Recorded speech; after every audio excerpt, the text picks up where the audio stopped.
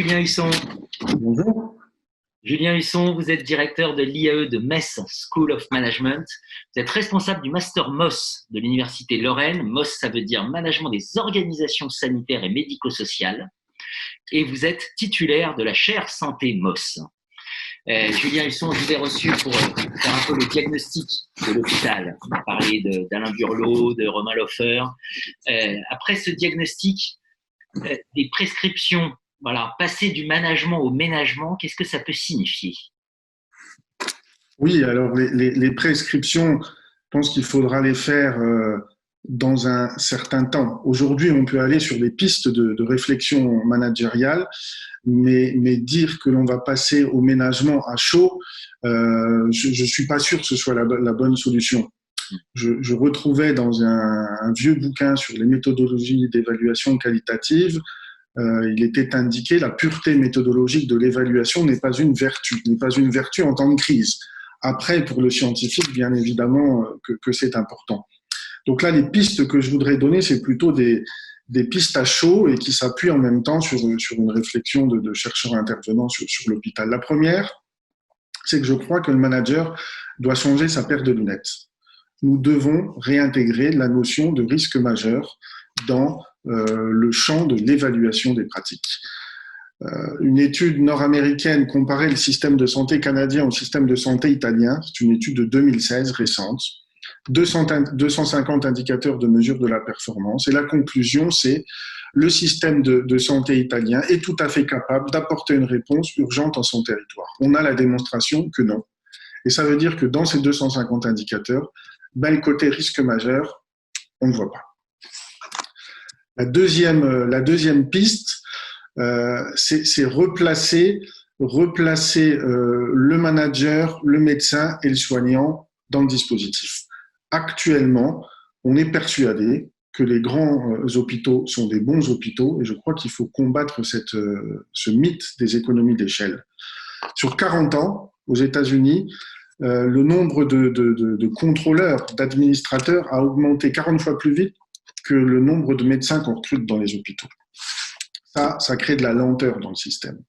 Et je crois que demain, on aura à conjuguer le downsizing, garder une proximité sur les territoires et des centres de référence un peu plus gros avec de l'expertise médicale et laisser aux managers de terrain la possibilité de se coordonner. Quand Raymond Soubi avait inventé les réseaux de santé, il y avait un principe, c'était l'autonomie de ces réseaux. La troisième piste, je crois que c'est de prendre soin de ceux qui soignent. C'est peut-être eux, les soignants, qu'il faudra ménager demain. Ça va passer par leur redonner une place dans la gouvernance, une vraie place, pas une place, assis aux côtés du directeur avec un directeur qui prend toutes les décisions. Non, c'est vraiment les réintégrer dans la gouvernance et en faire des managers hospitaliers et puis les revaloriser. Je crois qu'il faut être clair quand on regarde le niveau de salaire de nos soignants à l'échelle européenne. C'est un niveau qui est extrêmement faible. Il faut les revaloriser et recruter à la place des contrôleurs. Une quatrième et avant-dernière piste, c'est quel va être le rôle du régulateur demain. On a démontré que les ARS s'y prennent pas toujours bien et nous en avons dans le Grand Est un parfait exemple. Je crois que les présidents de région auront un rôle à jouer sur leur territoire avec les directeurs d'hôpitaux. Quid des ARS demain on voit qu'on a remis en cause le modèle des 4 mondes de Mintzberg et Bluberman. Ils ont du mal à trouver leur positionnement. Et enfin, pour terminer, un peu prêcher pour ma paroisse de directeur d'IAE, c'est le système de formation. Aujourd'hui, on forme des managers. Il y a une filière unique de formation qui est l'école de Rennes pour l'hôpital public. C'est bien, c'est une fière d'expertise, mais je crois qu'on a besoin de remettre de la diversité dans le système et de faire reconnaître les directeurs d'établissement qui n'ont pas fait le HESP, mais qui viennent d'IAE, qui viennent de grandes business schools, et leur redonner une vraie place de manager à l'échelle de grands établissements, ce qui n'est pas possible aujourd'hui. Vous avez évoqué, on voit bien ces 5 pistes, hein. Vous avez évoqué Romain Loffer, les risques majeurs. Un des grands points sur lesquels insiste beaucoup Romain Loffer, c'est la confiance. Je crois que c'est ça, le grand message que vous voulez faire passer. Il faut remettre la subjectivité du manager dans les décisions. Il faut refaire confiance. C'est ça, redonner confiance. Tout à fait, remettre de la subjectivité et remettre de la confiance à la fois. Les tutelles sur les managers sur l'ensemble des équipes. Et puis cette subjectivité, je crois qu'on l'a un peu mise de côté avec la multiplication des outils de gestion qui se sont diffusés dans les organisations, et en particulier l'idée de se dire on va importer des outils du génie industriel pour concevoir à la fois nos hôpitaux et nos pratiques managériales. Eh bien, ces modèles de simulation montrent leurs limites.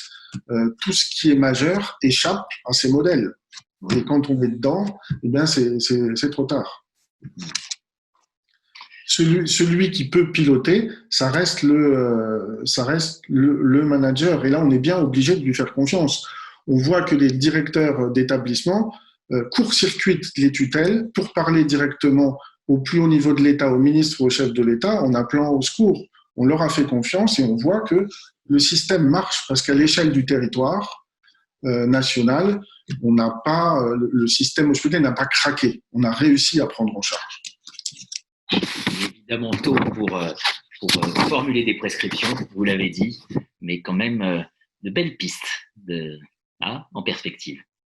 Oui, tout à fait. Il faudra prendre ça sur un temps long pour évaluer et faire des propositions qui auront le temps d'être appropriées par les organisations.